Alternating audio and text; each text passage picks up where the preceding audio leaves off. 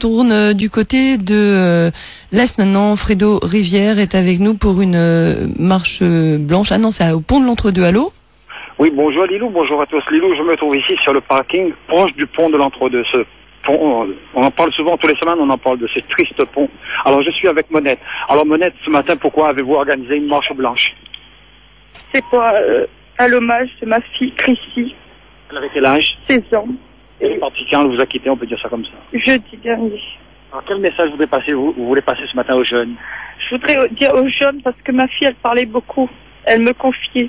Elle se confiait souvent à moi. Et le problème, c'est qu'en fin d'après-midi, là, plus rien. Là, ce dernier message qu'elle a dû avoir était vraiment... Ça a dû vraiment la faire mal pour qu'elle passe à l'acte, comme ça.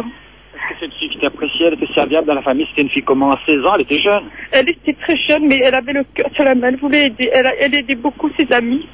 S'ils avaient des soucis, elle me demandait de pas les ramener à la maison. C'était une enfant agréable à vivre, avec son caractère comme tout le monde. Mais maintenant, je donnerais n'importe quoi pour que je revive ces chamailleries avec son frère et tout. Mais maintenant, je sais que c'est plus possible. Mais je voudrais dire aussi, il faut trouver une solution pour ce pont. Que les gens arrêtent sur un coup de tête de se balancer comme ça et puis plus rien, en laissant tout le monde derrière. Vous pensez que la région devrait trouver des solutions pour ce pont? Parce qu'il y a souvent des suicides sur ce pont. Ça fait longtemps qu'ils auraient dû trouver une solution, je pense.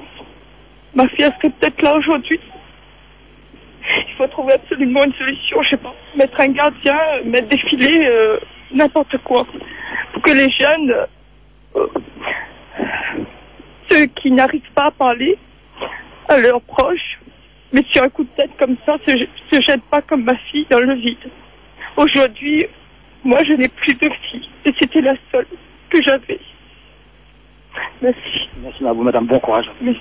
Merci à un témoignage poignant de cette mère qui avait une seule fille. Alors, le 7 mars dernier, vers 16h30, cette jeune fille est arrivée ici, elle a jambé la barrière de sécurité, elle s'est jetée du haut du pont. Alors, ce matin, environ 60 personnes sont venues ici sur le petit pont, sur le parking, avec l'association Petit Cœur, avec Aurélien aussi. Alors, 60 personnes avec des t-shirts blancs, vêtus tout de blanc, avec l'effigie de cette jeune fille de 16 ans. Un ange, on a appelé un ange, elle s'appelait Chrissy. Elle s'est bien appréciée de ses amis, sa famille. Puis bon, voilà, elle a décidé autrement, elle est partie. Voilà ce que je peux dire ce matin, Lilou, ici, approche du pont de l'Entre-deux. Oui, une triste marche blanche. Merci Fredo Rivière. Merci Lilou, à plus tard. À plus tard.